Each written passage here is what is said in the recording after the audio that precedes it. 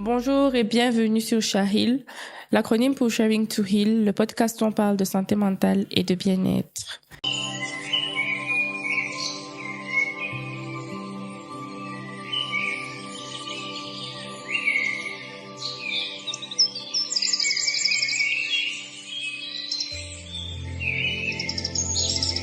Aujourd'hui, nous allons parler d'un sujet entouré de beaucoup de malentendus, d'idées reçues et de tabous.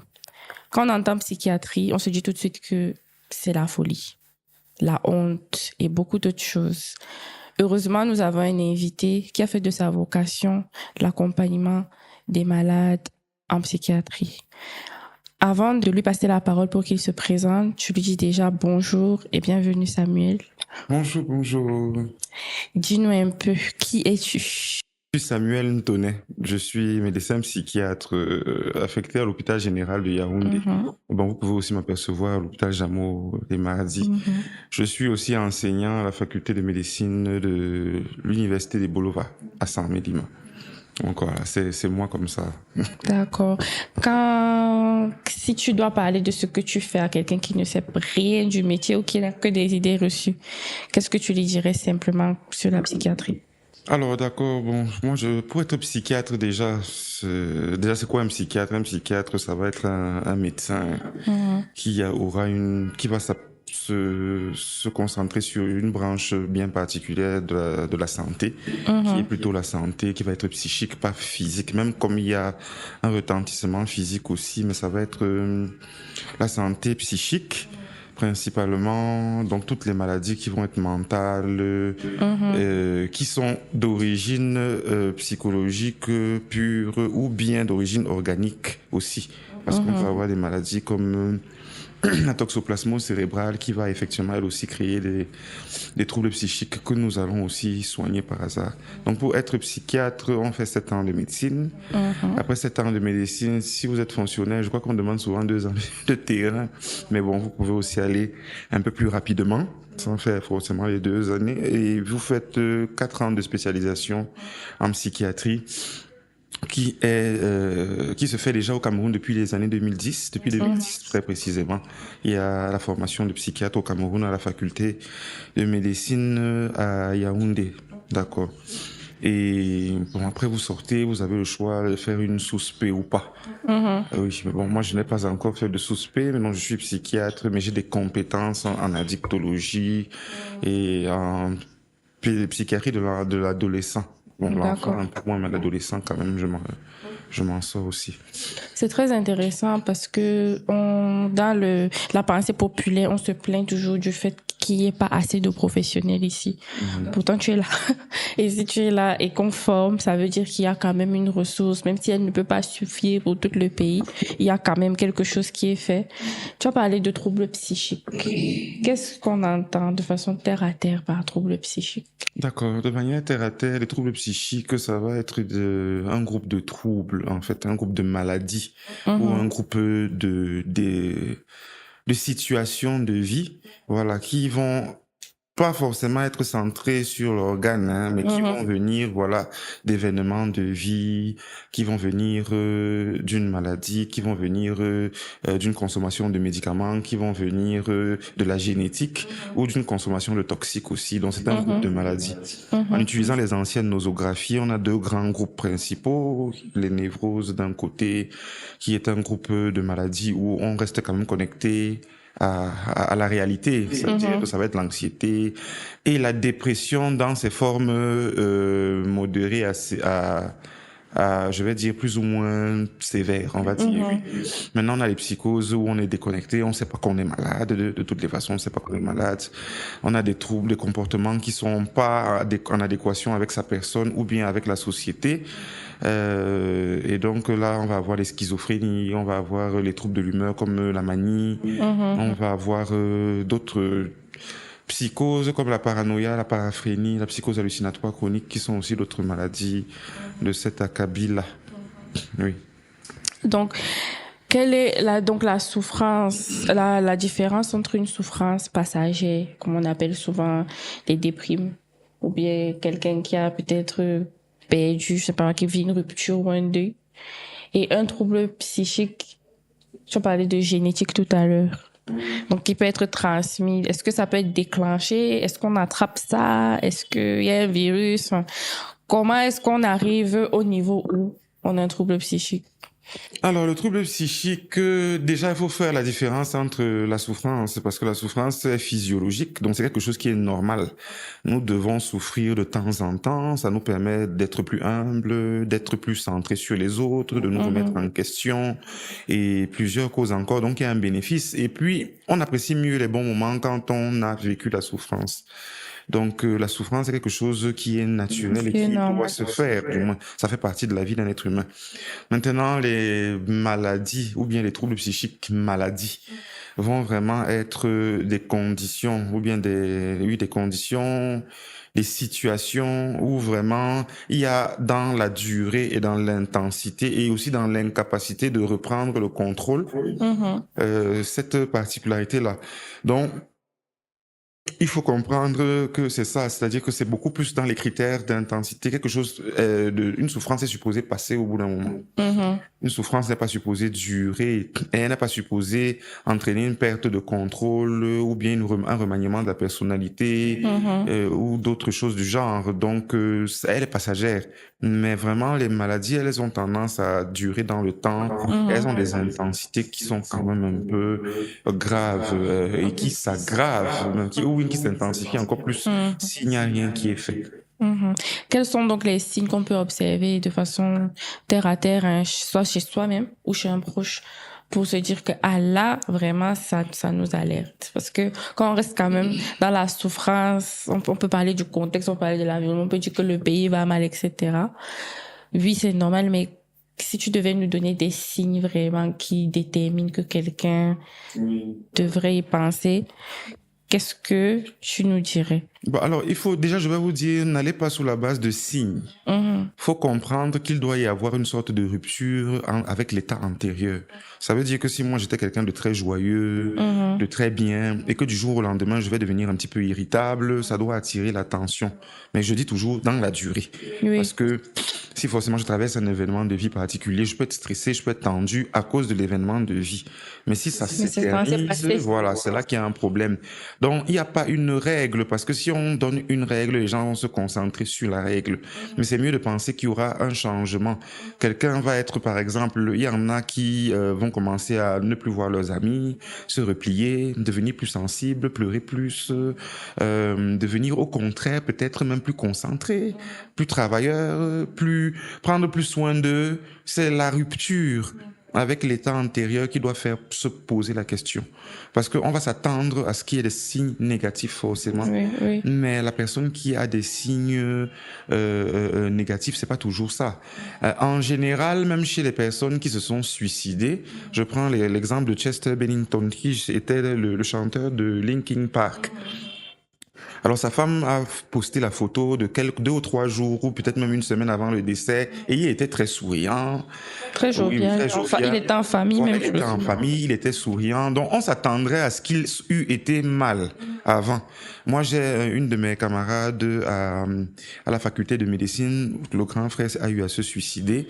Le jour du suicide, il a joué avec eux toute la journée, il a ri, il était présent, il a donc pris son matériel pour aller se suicider, il est passé devant la mère qui était en train de briser le poisson, il allait s'enfermer dans la buanderie tranquille, il a fait son acte et puis après, c'est quand la maman part ranger le grillage pour briser le poisson qu'elle le trouve. Donc c'est ça, c'est-à-dire qu'il n'y a pas de signes qui sont particuliers. Il faut savoir connaître la personne, savoir connaître le contexte dans lequel elle est actuellement, parce que des gens le cachent aussi. Hein.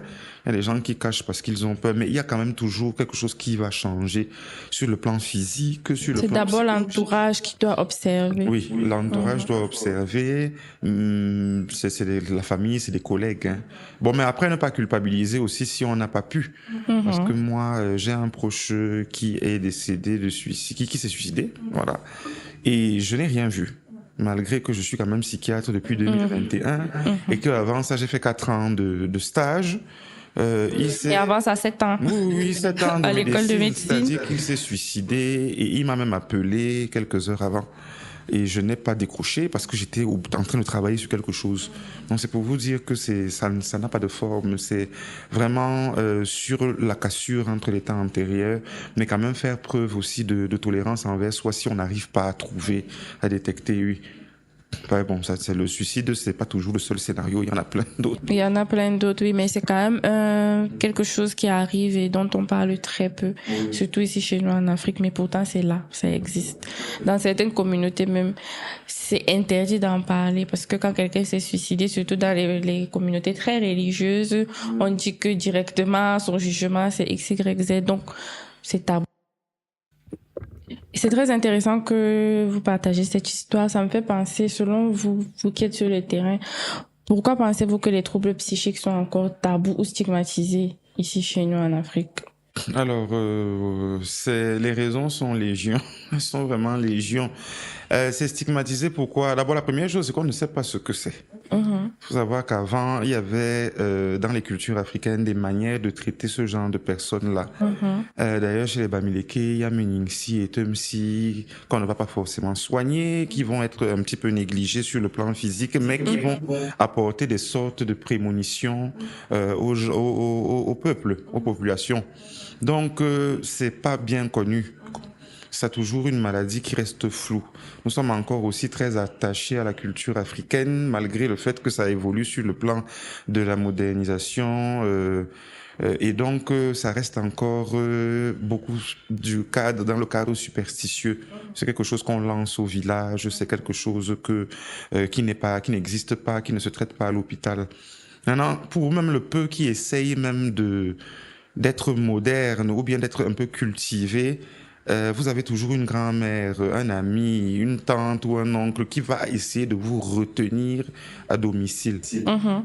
L'autre stigmatisation encore, c'est que les maladies mentales vont souvent venir soit génétiquement, soit d'un événement de vie que le parent ou bien le tuteur n'a pas vu venir. Donc l'expression de la maladie mentale revient à l'échec du parent lui-même dans sa capacité à s'occuper d'un enfant correctement, mais il devient aussi porteur de la honte car il a un enfant qui est teubé, qui est un problème, qui est bête, qui est fou, qui se déshabille, qui dérange. Et ça, non seulement c'est un échec parce que c'est quelque chose qu'il n'a pas réussi à anticiper, mais c'est un échec aussi dans la conception parce que tout parent fantasme un enfant avant de le créer. Il le fantasme et si ça ne répond pas aux critères, c'est quelque chose qu'on cache. Autre chose aussi, c'est que ça devient généralement dans nos familles un moyen d'entrée pour les gens extérieurs de mauvaise mentalité ou bien de mauvaises intentions d'entrer dans les foyers. Donc ça reste quelque chose qu'on cache. Maintenant, s'il faut maintenant les retourner vers le personnel de santé, c'est encore plus difficile. On s'expose. On s'expose. Descendre à Jammo. Alors les gens évitent Jammo de plus en plus. Ils veulent qu'on les suive à domicile. Ils vont dans des hôpitaux préférentiellement comme le CHU ou l'hôpital général. Et une fois que, entre guillemets, ils se sentent bien, ils disparaissent ou ils arrêtent les traitements. Parce que ça se transmet de génération en génération. Je pense que c'est la maladie de la honte, que c'est de la maladie du faible, que c'est la maladie de celui qui n'est pas capable de gérer ses problèmes, qui a un comportement de blanc, qui est donc mythiquement faible, parce que c'est la maladie des blancs, donc qui sont entre guillemets. Il y a le mythe de l'homme noir qui est solide, qui supporte, et de l'homme blanc. Pire encore, quand ça va être un homme qui tombe dans la maladie mentale. L'homme en Afrique n'a pas le droit de pleurer, il ne doit pas se plaindre, il doit gérer, c'est les femmes qui pleurent. Donc ce sera souvent un peu plus compris. Ce sera difficile. Pour la femme, même si elle-même elle va avoir son lot de stigmates qui vont aussi arriver. Parce que bon, un homme, dès le début, comme c'est l'homme qui épouse, c'est difficile. Pour une femme, il faut être dans des critères impeccables pour pouvoir accéder au Saint Graal, qui est le mariage. En Afrique, c'est comme ça que c'est vu. Donc, les femmes ont leur part de stigmates, les hommes aussi ont les leurs. Et donc, entre autres, il y a ce côté-là où on ne doit pas paraître faible. Et donc, du coup, on se retient. On se retient. Chez les hommes, c'est que je me retiens, je n'y vais pas. parce que sinon je suis faible ou bien je ne gère pas mes problèmes. Mais chez les femmes, généralement, le repli sur soi va être une manière d'attirer l'attention. Donc, viens à l'hôpital, non, j'ai pas envie de venir. Pourquoi on insiste? Ouais, S'il te plaît, pour qu'on lui donne de l'attention. Voilà, c'est un peu comme ça que ça va. Ok, je comprends. Et dans ce contexte-là, quelles sont vraiment les idées reçues auxquelles vous êtes exposés du coup à l'hôpital par les patients et leurs familles? Ah oui, par rapport à la psychiatrie, ça c'est très intéressant comme question. Alors, non, je ne vais pas chez le psychiatre parce que je préfère le psychologue d'abord, parce que si je suis chez le psychiatre, c'est que je suis trop déjà grave. aïe, c'est fini. C'est que je suis déjà fou. Non, je ne veux pas aller chez le psychiatre parce qu'automatiquement, il va me prescrire des médicaments et on m'a Ça dit va au me quartier rendre que- fou. Non, pas que ça va me rendre fou, mais on m'a dit au quartier que je vais être dépendant de ces médicaments. Oui. Alors que ce qu'il faut comprendre, c'est qu'il y a des maladies chroniques en psychiatrie et des maladies aiguës, tout comme l'hypertension ou le diabète. Ce qui fait que si vous prenez le traitement au long cours, vous n'êtes pas accro, mais vous avez besoin pour être stable de ce traitement-là. Voilà. Et puis, le psychiatre met les médicaments et les retire en fonction de votre corps. Si quand moi je retire les médicaments après les délais de traitement normaux, il y a une rechute ou bien les symptômes réapparaissent, je suis obligé de remettre le traitement. Donc, c'est ce qui va être confondu généralement avec quelque chose qui dure.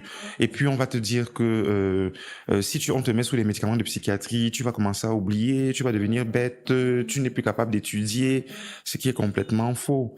Il y a plein de tabous comme ça. Donc, le psychiatre représente, par rapport au psychologue, où c'est un peu plus soft, perçu, un problème un peu plus soft, parce que je suis désolé, les psychologues aujourd'hui, ils gèrent des maladies bien compliquées, hein, comme des états de stress post-traumatique chez les militaires. C'est les thérapies cognitives et comportementales qui vont couper ça. Du moins, on a vu que les études ont vu que c'est mieux à ce niveau-là que les médicaments en psychiatrie. Donc, Mais ça ne veut pas dire que c'est moins long. c'est ça. La psychothérapie C'est aussi ça. prend, Et ça veut prend même pas du dire temps. que vous êtes fou, c'est-à-dire que quelque chose qui va paraître peut-être qui va pas paraître comme étant fou, comme un état de stress post-traumatique, c'est quelque chose, il ne faut pas blaguer avec. On tue. Il y a des gens qui ont tué sous état de stress post-traumatique ou qui se sont même tués eux-mêmes. Donc ce n'est pas forcément parce qu'on est connecté à la réalité qu'on est mieux que le schizophrène qui fouille dans la poubelle.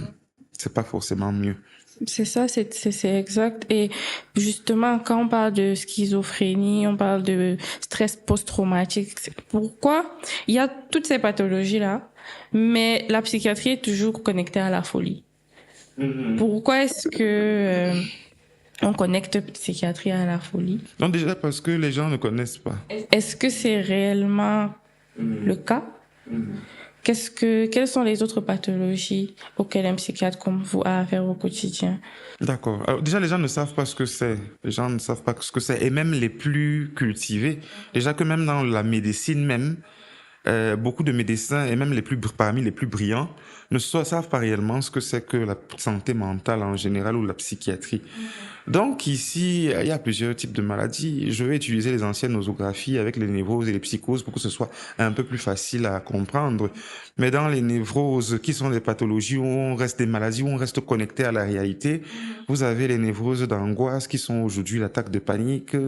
Vous avez les névroses, l'attaque de panique et les troubles anxieux et on appelle ça quoi? Parce qu'il y a plusieurs types de troubles anxieux.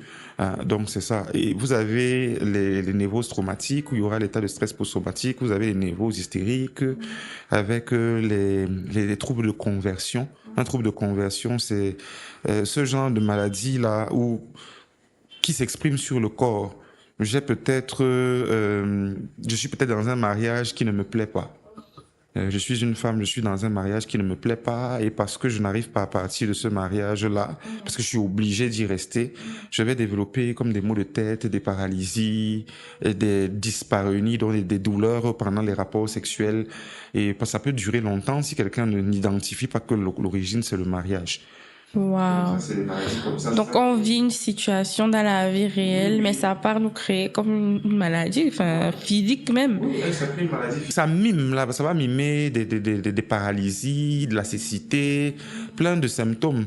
Vous savez, comme je dis souvent à certains patients, la maladie mentale est un peu comme la grossesse, c'est-à-dire que si ça ne peut pas sortir par voie basse normale, ça sortira par césarienne. De qu'est-ce que ça va sortir? Donc si vous ne parlez pas, vous ne vous exprimez pas, vous aurez ça. Vous n'êtes pas prise en Voilà, charge. donc il y a des jeunes filles qui vont effectivement parfois s'évanouir, tomber pendant les écoles parce qu'elles sont harcelées, elles peuvent pas se plaindre, elles subissent des viols, elles doivent se taire, les parents peut-être étouffer ça, elles peuvent pas. Donc après, on commence à avoir des malaises parce que ce qui ne s'exprime pas normalement va se rapprocher de ce qui est logique, parce que c'est comme ça que le cerveau se comporte.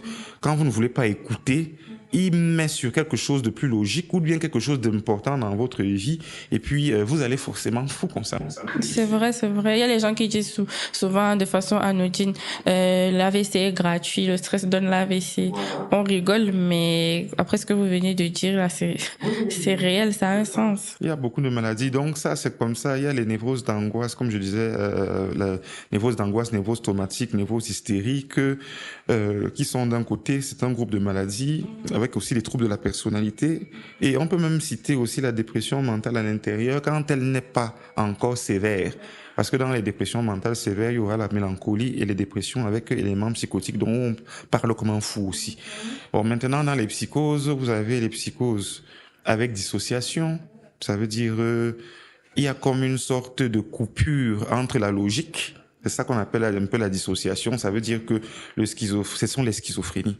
Et le schizophrène, dans sa dissociation, il va se dire peut-être qu'il faut qu'il cuisine à manger et il va mettre du sable à l'intérieur et cuisiner.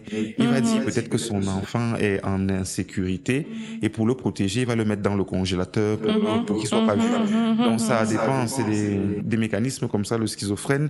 Il y a une sorte d'inadéquation entre ce qu'il pense et ce qu'il va exprimer, entre ce qu'il ressent et ce qu'il va exprimer, et entre ce qu'il veut exprimer et ce qui va effectivement sortir. Voilà, donc c'est ça. Et maintenant, de l'autre côté, les psychoses elles n'ont pas de problèmes de dissociation, ce sera les paraphrénies, où il y a un délire très imaginatif. C'est quelqu'un qui va avoir des imaginations un peu grandes, penser qu'il est un peu comme dans un dessin animé. Il y a la psychose hallucinatoire chronique, où il y aura un délire avec beaucoup d'hallucinations. Et il y a la paranoïa, où ce sera vraiment pourquoi elle habille en violet. Les soupçons. Voilà, c'est ça un peu. Donc c'est un peu ces deux grands groupes de maladies basiquement, parce qu'il y a encore plus large. Les nosographies ne sont plus les mêmes, mais donc maintenant on a éclaté en plusieurs maladies, parce qu'il y a aussi les troubles de l'humeur avec la dépression dedans et la manie. Pendant que la dépression, on est figé dans la tristesse. Et la manie, on va être dans une joie intense ou une colère qui est très décuplée. Donc c'est le monsieur qui ira je sais pas quoi, il va prendre le taxi course alors qu'il a pas 5 francs en poche. Il va penser que lui, il est Paul Biya. Vous savez pas qui je suis. Oui, il pense qu'il est important, il est tout, voilà. Il est vraiment dans son monde. C'est ça, c'est quelqu'un de très, qui se sent très important, qui ne doute de rien. Vous allez le taper, parce qu'il y a souvent certains qui ont subi la justice populaire. Et généralement, ils continuent de dire, vous allez faire quoi? Vous allez taper si vous voulez. Donc, ils n'ont pas peur. Donc, c'est à force de taper que vous vous rendez compte à un moment. En fait, qu'il n'est pas... Il ne réagit pas comme ça. Oui. Ça devrait le... C'est pas quelque chose qu'il fait exprès, Oui, il n'est pas lui-même. pas lui. Comment se passe donc le cheminement jusqu'à arriver soit chez le psychologue, soit chez le psychiatre? D'accord, très bonne question. Déjà, il faut comprendre qu'en fonction du contexte, vous pouvez aller chez le psychologue comme chez le psychiatre. Les psychiatres formés au Cameroun sont formés parce que quand notre maître est arrivé au Cameroun, il n'y avait pas de psychologue, ou bien ceux qui étaient là étaient enfin, il y avait très peu, il y en avait, mais très peu. Et ceux qui étaient là étaient en clientèle privée. Parce que jusqu'à aujourd'hui, la fonction publique, je ne pense pas qu'il affecte les psychologues, qui recrutent les psychologues. Parce que donc les psychologues, certains sont intégrés. Par exemple, madame la sous-directrice de la santé mentale, elle intègre beaucoup les psychologues. Elle travaille beaucoup avec les psychologues. Donc, avant, c'était pas vraiment ça. C'est-à-dire que si vous tombez chez le psychiatre, n'ayez pas peur, parce que vous pouvez arriver chez le psychiatre et il vous prend en charge comme un psychologue parce que nous, ici au Cameroun, on est formés comme psychologue et psychiatre. Après, je n'ai pas la prétention de pouvoir dire que je suis comme un psychologue. Non, non, non, je ne peux pas remplacer le psychologue. J'ai des notions suffisantes pour pouvoir compenser. Oui, pour pouvoir compenser, mais disons que le psychologue a toujours sa place au Cameroun. Donc, vous irez soit chez un psychologue. Généralement, les patients, vous aurez ce qu'on appelle les soins contre la volonté et les soins volontaires. Un patient, qu'il soit névrotique, ça veut dire connecté et conscient de sa maladie, ou psychotique, qui estime qu'il n'a aucun problème, peut tout à fait accepter ou refuser d'aller se soigner. Les dépressifs sont spécialistes dans le genre. Je suis pas malade, il n'y a rien à faire pour moi, vous allez faire quoi de mieux? Ils sont vraiment dans le repli. C'est une maladie assez confortable malgré la souffrance qu'elle crée et on a juste envie de rester couché et de ne rien faire. Surtout plus ça s'aggrave, plus l'intérêt se perd. Voilà, donc il y a ça, il y a la honte aussi qui fait que les gens n'y vont pas. Donc il faut vraiment que les familles soient présentes et que les patients aussi se sentent concernés parce qu'il y a une solution. Ça vraiment, ça peut prendre du temps, ça peut être ceci, mais c'est normal que de rester assis à la maison et de ne rien faire. Et de continuer à souffrir Oui, parce que de toute façon, contrairement à ce que les gens pensent, ça peut devenir très handicapant. Et ce qui aurait même pu être réglé avec peut-être des mots ou des bons conseils peut devenir quelque chose de chronique où il faudra prendre un traitement à vie. Donc, il y a cet aspect-là, c'est ce premier aspect. Deuxième chose, c'est qu'il faut vraiment avoir la volonté de se faire soigner. Parce que moi, ce dont je me suis rendu compte, c'est que beaucoup de gens entrent dans le bureau du psychiatre, surtout parce que ils veulent se dire que bon, j'ai au moins essayé, je suis entré, mais ne sont pas toujours prêts à faire les sacrifices ou bien les exercices qu'on va leur demander de faire. Donc, il faut qu'ils soient emmenés, soit par un tiers, soit c'est l'État qui va faire une ordonnance au niveau du tribunal, soit c'est le patient lui-même qui vient pour consulter. Une fois que vous arrivez, vous pouvez tomber chez le psychologue. Sauf que le psychologue sera un petit peu limité parce que n'étant pas médecin, il ne peut pas faire de prescription médicale. Et donc, si vous êtes dans une phase d'un trouble dépressif ou anxieux, ou bien même d'une psychose, il ne sera pas très utile pour vous.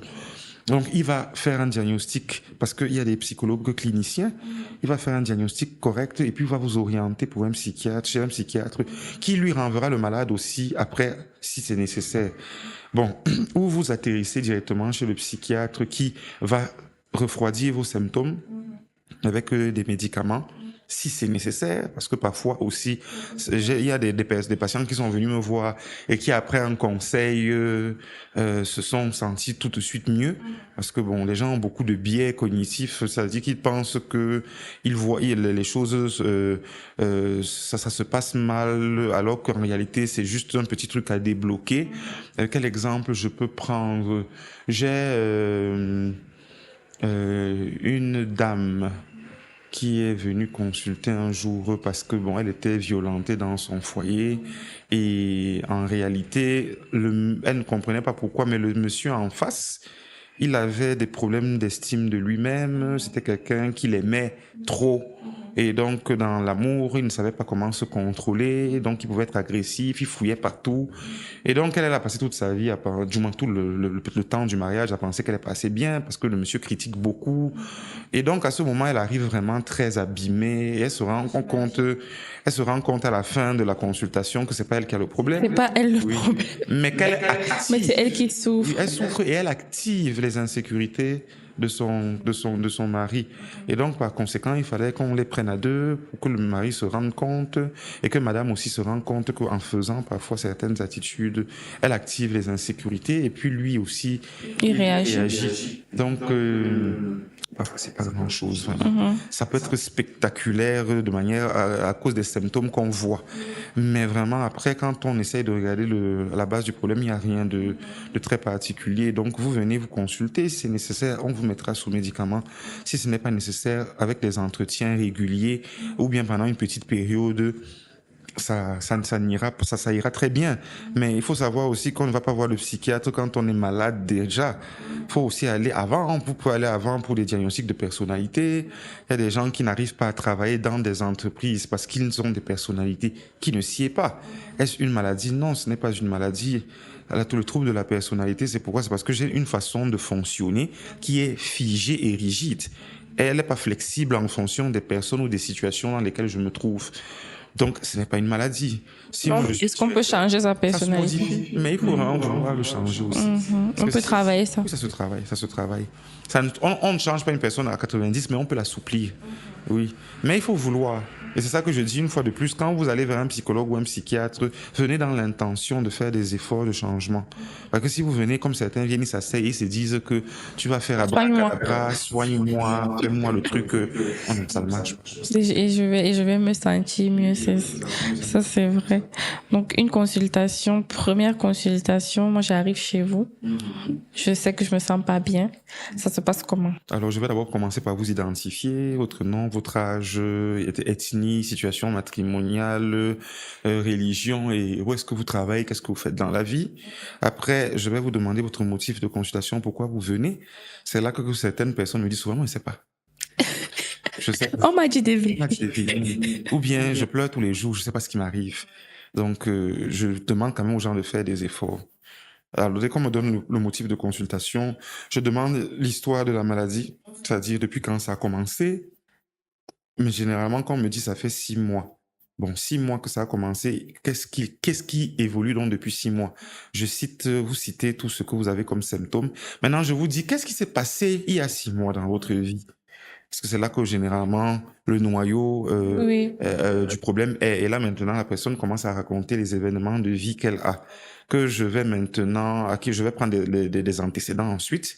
Est-ce que la personne a des antécédents comme des antécédents de troubles mentaux, antécédents de maladies physiques aussi, antécédents de traumatisme? Il y a par exemple certains hommes ou certaines femmes qui peuvent arriver pour dire que je suis toujours en train d'attirer le même genre d'hommes De ou de femmes personnes.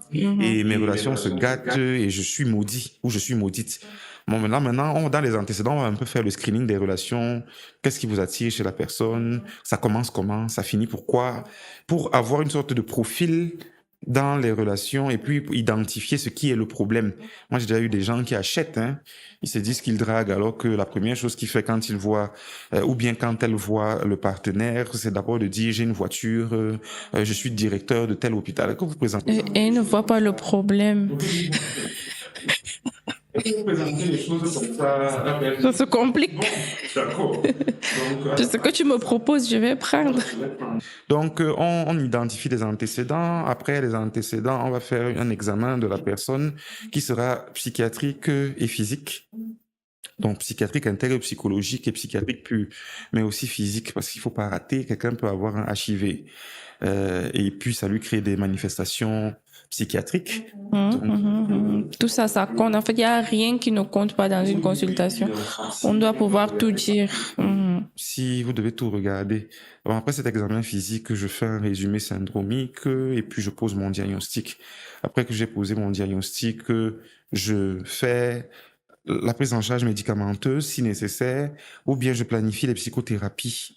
Je peux aussi donner des exercices à faire, comme par exemple les exercices de catharsis, ou si quelqu'un a été vexé ou bien violé, par exemple, je vais demander à la personne d'insulter la personne sur papier et de lui dire tout ce qu'il a sur le cœur, parce que je me suis rendu compte que généralement à cause de l'éducation, la religion et les barrières même psychiques que nous avons, nous ne sortons pas réellement de manière pure Oui, tout ce qu'on ressent. ce qu'on ressent. Donc moi, je vais donc demander d'aller de manière primaire, rédiger les choses de manière crue. Et ça permet vraiment à quelqu'un de se vider. D'extérioriser ce qu'on pense. Parce qu'il n'y a rien de mieux que le pardon pour aller mieux. Ainsi, pas que vous allez remettre les gens dans votre vie, mais tant que vous êtes plein de ressentiments. Faut faire table rase. Les femmes qui ont subi des abus sexuels en général, c'est souvent ça. Elles ont tendance à attendre que soit certaines vont se satisfaire de la situation inconsciemment et rester dans ça, à utiliser ça comme une carte d'identité à chaque fois qu'elles posent un acte positif ou négatif. Ça justifie. J'ai été abusée. D'autres vont rester pleines de ressentiments et essayer lorsqu'elles verront l'abuseur, de balancer ça sur lui en lui disant tu vas porter la responsabilité, regarde ce que tu m'as fait. Le monsieur qui a abusé de vous ou la femme qui abuse, elle va vous dire Tu es encore sur ça. C'est ton Et problème. ça fait encore plus Ça mal. fait encore plus On mal parce n'avance que tu pas. passes toi ta vie à pourrir de l'intérieur pendant que quelqu'un pratique, il est très détendu. Et tu peux même pas aller en te disant que tu vas te venger parce qu'en te vengeant, tu peux poser un acte, toi tu finis en prison. Bon, quand on essaye de regarder ça de loin, on se dit, est-ce que ça vaut vraiment la peine? En fait, même si on est une victime, se dire que oui, je suis une victime, mais je dois avancer. On se dit, je suis une victime. Peu Quand on a, importe la quand on a vécu situation. un viol, Ne vous dites pas ça. La notion de victime doit être quelque chose qu'on va dire de manière juridique sur ce que vous êtes. Mais si vous, dans votre tête, vous vous dites je suis une victime, vous ne sortirez pas. Surtout dans les agressions sexuelles. Il n'y a rien de pire pour commencer un travail sur soi que de dire je suis une victime. mais c'est pas un peu invalidant ça, du coup? Non, ce n'est pas invalidant. Il n'est pas question ici de tuer l'émotion, de tuer le ressenti d'une personne. Il est ici question de se dire oui, ça a arrivé, mais il faut que j'avance. Parce que si je n'avance pas à la fin de la journée, qui perd réellement à l'intérieur? Et il faut un travail, il faut comprendre bien que dans tous les événements de vie que les gens peuvent avoir, c'est pour ça peut-être que les Africains s'en sortent mieux dans certains cas. C'est qu'il faut vous dire que vous n'avez pas forcément d'ouverture. Le monde s'en fout. La société s'en fout. Ça va continuer d'avancer. Vous serez mort. Il y a le terrain. On vous enterre tout simplement. Mais tout ce que vous aurez pu vivre de positif parce que vous avez refusé d'être une victime, c'est vraiment, c'est magnifique. Il y a des gens qui ont eu des abus, qui sont mariés aujourd'hui avec des enfants, qui ont un travail, qui vivent leur vie. Mhm. Hein? Faut pas Faut pas rester rester sur ça. Pourtant, si sur ce vous malheur. vous suicidez, vous gelez votre vie. Mhm. Vous gelez cet instant à je Mhm. suis tel et j'ai été violé. Moi, je trouve que c'est tragique. Mhm. Et je C'est n'encourage pas. tragique, c'est le cas, c'est vrai. Question des médicaments. Vous en avez parlé brièvement, mais c'est un sujet qui fait très peur. Qu'est-ce que les patients doivent savoir sur le traitement en psychiatrie et la prise de médicaments? D'accord. Alors, en psychiatrie, nous, on va utiliser quoi? Les neuroleptiques. Les gens vont souvent entendre parler de Haldol, la Gactyl, le Nosinant. Ça, c'est des neuroleptiques. On a les anxiolytiques contre l'anxiété. Parce que les neuroleptiques, c'est pour tout ce qui va être psy. Ils peuvent être utilisés comme sédatifs quand le patient est très résistant au sommeil. Mais généralement, ils sont contre les éléments de la psychose, agitation, bavardage, délire, autres. On passe maintenant sur les anxiolytiques qui, eux, ils viennent gérer l'anxiété et ils sont sédatifs mineurs. Vous savez qu'ils peuvent induire le sommeil de manière mineure. Là, on va avoir tout ce qui est Melex, tout ce qui est Atarax, tout ce qui est... quoi encore là? Ils sont plusieurs. Et on précise que c'est disponible uniquement sur ordonnance. N'allez pas acheter. C'est vraiment, tous les médicaments utilisés en psychiatrie sont potentiellement utilisables pour se droguer. Donc, Tout c'est sur ordonnance. c'est ça. On a aussi maintenant, ça c'est les anxiolytiques sont pour gérer l'anxiété. Ils sont renforcés par les antidépresseurs, mais ça va être la fluoxétine ou le Prozac, ça va être l'escitalopram, ça va être plein d'autres médicaments encore qui sont pour la dépression ou pour les troubles anxieux chroniques. Voilà. On va avoir maintenant tout ce qui est régulateur de l'humeur, comme le Tegretol, la Dépakine, pour les bipolaires, parce que eux, on ne leur met pas d'antidépresseurs, sinon ils ont tendance à être un peu plus agités. Parce que les antidépresseurs désinhibent, donc on va leur mettre un régulateur de l'humeur. Voilà, on peut avoir aussi les hypnotiques pour dormir et plus d'autres médicaments encore. Donc, les gens, c'est globalement ça qu'on a comme médicament. Est-ce que, du coup, un traitement psychiatrique veut dire traitement à vie à tous les coups? D'accord. Alors non, pas forcément. Le traitement de la dépression mentale, c'est 1 an. Le traitement de troubles anxieux généralisés est dans les 6 mois ou à 1 an aussi. Les traitements pour les attaques de panique, un peu moins. Donc, ça dépend de la pathologie en cours. Maintenant, les maladies qui sont à coup sûr chroniques, c'est les schizophrénies. Ça, vous allez prendre le traitement à vie. Vous avez le trouble bipolaire. Le trouble bipolaire, c'est quoi? C'est que vous aurez dans le trouble bipolaire de type 1 un mélange entre la manie, soit la manie qui se répète régulièrement, j'ai expliqué ce que c'était que la manie tout à l'heure, Oui. soit la dépression et la manie qui s'alternent. Voilà, ça c'est le type 1. Le type 2, vous aurez l'hypomanie, donc une forme faible de la manie et la dépression. Et maintenant, on ne parle plus de type 3, mais on parle de secondaire à ou induit par trouble bipolaire induit par. Ça peut être un médicament, ça peut être un toxique, ça peut être autre chose. Donc, en général, on va utiliser un régulateur de l'humeur chez eux. Donc c'est ça. Et c'est chronique en général. Dès que tu es rentré dans la manie, c'est chronique. Et je vais même profiter de ça pour faire une parenthèse. C'est que tous ces gens qui ont un trouble psychique, qui est encore simple, qui sont assis au quartier, en se disant que non, c'est juste la dépression, au pire je me suicide et je suis tranquille. Sachez que la route, ce n'est pas toujours le suicide, hein. Il y en a qui vont avoir la route vers le suicide, d'autres qui vont passer en trouble bipolaire, ou d'autres qui vont passer en schizophrénie, ou d'autres qui vont passer en psychose. Et à ce moment-là, ça devient vraiment plus compliqué à gérer ou à vivre. Donc le trouble mental évolue, c'est comme si on traite pas un petit palu, ça devient autre chose. Un petit palu peut devenir une insuffisance rénale, il peut devenir un coma. Donc c'est comme ça que ça évolue aussi en santé mentale. C'est très intéressant. Donc vous pouvez passer d'une simple anxiété lié peut-être au fait que vous avez été un peu traumatisé par un proche, à fouiller dans les poubelles parce que vous n'êtes pas allé soigner. Donc, il faut vraiment pas négliger les troubles mentaux. La santé mentale, elle est même, je dirais, même pire encore que la santé physique, parce qu'elle va vous détériorer jusqu'au physique. Oui, de l'intérieur. Oui, c'est ça. Et c'est vrai que psychologiquement, on peut avoir aussi, inversement, on peut aussi avoir des maladies organiques qui vont détériorer le psychisme, mais je vous assure que vraiment la santé mentale, elle est particulière. Parce que même jusqu'à la couleur de votre peau, ça va vous toucher. Oui. Parce qu'à force de libérer trop de cortisol à cause du stress, là, vous allez noircir au fur et à mesure. Bon, est-ce qu'on peut parler de guérison dans le cas des troubles psychiques alors? Oui, il y a il y a la guérison. Normalement, après un an de traitement bien suivi, et des psychothérapies correctes pour un trouble dépressif, vous êtes guéri. Moi, on parlera de rechute si ça revient 3 mois seulement après. Il y a beaucoup de maladies, il y en a même qui ne sont même jamais revenus après, parce qu'ils ont compris. Parce qu'il faut savoir que la psychiatrie ne consiste pas uniquement à donner des comprimés aux gens. Il faut aussi faire beaucoup de psychothérapie. C'est les changements que vous faites dans votre vie. Contrairement aux maladies organiques où ce sera un cancer, une bactérie, un virus qui crée le problème, ce sont vos procédés mentaux innés et acquis dans l'éducation qui vont vous détruire au fur et à mesure. C'est ça. Si on a passé le temps à vous dire, par exemple, que vous êtes dans un milieu très superstitieux où on dit tout le temps qu'il faut prier parce qu'il y a tel démon qui arrive, parce qu'il y a une tante qui est derrière, qui fait la sorcellerie, ça vous installe une psychose, psychose dans le sens de la peur, où on perd le contrôle. Ça vous installe dans une psychose dans la famille. À ce moment-là, il suffit que vous médecin, peut-être un patient vous dise, tu vas voir. Et il part. Vous allez pas dormir pendant plusieurs nuits. C'est comme ça qu'avec les insomnies prolongées, vous entrez en anxiété, dépression s'installe, puis après, pouf, on est allé loin.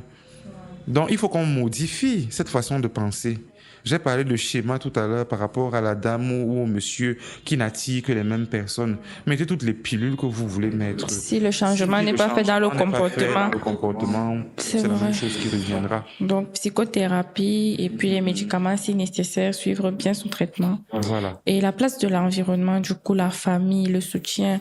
Il y a des personnes qui peut-être elles essayent d'entreprendre d'aller psychothérapie, même chez le psychiatre, on lui dit que non, le psychiatre, c'est le médecin des fous, tu es folle. Quel est vraiment l'apport ou l'importance du soutien de la famille, de l'entourage, de l'environnement dans le traitement?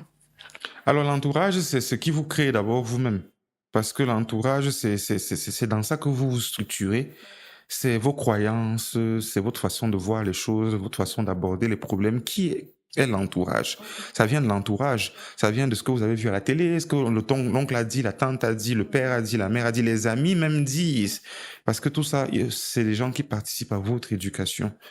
Donc, si vous avez un entourage qui est contre la psychiatrie et que vous n'avez pas de personnalité parce que pour une raison ou une autre, un problème de confiance en soi, des parents qui castrent trop, ça veut dire qu'ils vous dominent trop dans leur façon de penser, vous avez donc besoin d'une validation extérieure pour pouvoir prendre une décision personnelle, vous n'irez pas chez le psychiatre s'ils ne veulent pas. Donc, il faut que l'environnement soit favorable. Et c'est des gens qui, c'est une fois que le malade commence à se déshabiller, qui se disent que, ah ouais, mais il va pas bien. Oui. Et dès qu'il arrive, on va vous dire, docteur, est-ce que nous on savait? Vous savez que ces choses-là, nous, on n'y croit pas trop en Afrique ici. Pourtant, c'est eux qui ont dit de ne pas partir. Et parfois, ils sont souvent allés chez le marabout, et je ne critique pas tous les marabouts parce qu'il y en a de bons. Oui, mais il faut comprendre que à 98, 99, voire 100%, il y a toujours quelqu'un dans votre famille chez le marabout qui est en train de vous grignoter. Donc, vous irez rarement, voire pas du tout. Vous n'arriverez voir jamais un marabout qui vous dira que non, c'est rien. Ça me dépasse. Oui. Pas que ça me dépasse, mais qu'il n'y a rien. Que c'est juste une maladie. Allez vous faire soigner à l'hôpital. Oui, Non, oui, ils ont oui, toujours oui. une dernière tante là ou un dernier oncle. Après, je ne stigmatise pas tous parce qu'il y en a de très bons qui font de bons diagnostics et qui soignent. Je suis témoin puisque il y a des patients que moi j'ai suivis pour toxicomanie pendant longtemps et qui sont allés à l'indigène et c'est passé. Alors que moi, je ne m'en sortais pas. Donc, je n'aurais pas la prétention de penser qu'on est mieux que eux. C'est très faux. Mais il faut que chacun sache quand c'est son moment. C'est ça qui est important à savoir. Quel conseil pourriez-vous donner pour un proche pour quelqu'un qui voit quelqu'un souffrir de troubles psychiques et qui ne sait pas comment le soutenir? Peut-être soit la personne refuse d'aller en consultation ou peut-être la personne est en consultation mais c'est très difficile. Quel conseil pourriez-vous donner pour l'accompagnement d'un proche malade? Alors, pour l'accompagnement, et soyez courageux, n'ayez pas peur. Vous savez, moi, ça c'est une expérience personnelle. J'ai eu un ami qui a été infecté par le HIV. J'étais jeune j'étais en psychiatrie déjà, mais je devais être en 2e ou 3e année. Alors, ce qui est difficile, c'est que quand c'est ta personne qui est proche, parce que quand tu as de la distance par rapport aux gens, tu parles d'autorité. Mais quand c'est arrivé que ça a été un proche, j'ai paniqué. J'ai paniqué et j'ai laissé. Et la personne est partie de maison en maison, de main en main, jusqu'à perdre la vie. Donc, quand je parle comme ça, c'est pour que les gens comprennent bien que quand je vais donner le conseil que je vais donner maintenant, c'est que je ne dis pas ça parce que c'est joli. Je dis ça parce que moi-même, j'ai perdu quelqu'un de cette manière-là. Il faut tenir bon, faut pas avoir peur. Il faut forcer. Il faut insister. Si c'est votre personne à vous, que c'est votre frère, tirez-le même par les cheveux, amenez-le à l'hôpital. Si c'est quelqu'un, mentez même lui, mais l'essentiel c'est qu'il arrive. Oui, parce que s'il veut pas boire les comprimés, nous on va l'injecter jusqu'à ce qu'il soit apte à boire les comprimés. Maintenant, si c'est quelqu'un qui n'est pas de votre famille, alertez les gens de la famille. Il ne faut pas garder. Oui, parce que souvent dans le souci de garder le secret ou d'éviter de trahir la personne, on ne parle pas. Oui, ça lui fait plus de mal après. Ou bien, comme dans mon cas, par peur de blesser, c'est le terme exact. Je me suis défilé, j'ai fait l'autruche, alors que j'aurais pu alerter, crier partout. Mais en même temps, à ce moment-là, je me disais, c'est un diagnostic quand même lourd. Est-ce que je vais aller dire aux gens? Est-ce qu'à ce prix-là, mais bon, sauf que le prix à payer, c'est après Que de perdre la personne. que de perdre, mieux je l'affichais même à la limite, mais il serait peut-être vivant, même s'il serait un peu affiché. Bon, après, oui, c'est vrai qu'on ne vit pas, il faut pas être vivant et malheureux, mais je pense qu'il faut quand même insister. Il faut insister, il faut pas se décourager et savoir que ça sera pas facile. Oui, ce ne sera pas facile. Ce n'est même pas supposé être facile. Dans la prise en charge en psychiatrie, les malades ne veulent pas prendre les médicaments. Ils ne se considèrent pas comme. La maladie mentale est un peu comme le mauvais esprit. Elle se défend. Le malade est capable de localiser le médicament qui est le stabilisateur. Et il ne le prend pas. Il dit ça là. Celui-ci, je ne le prends pas. Parmi une flopée de médicaments, hein, il dit ça particulièrement, je ne prends pas. C'est comme ça qu'ils sont. Donc, ils sauront très bien quand ils commencent à dormir. Hein. Et puis, il faut pas avoir peur. Soigner un patient en psychiatrie, c'est parfois dans la brutalité. C'est le malade qui ne veut pas. Il faut l'attraper. Il faut faire les soins contre la de force.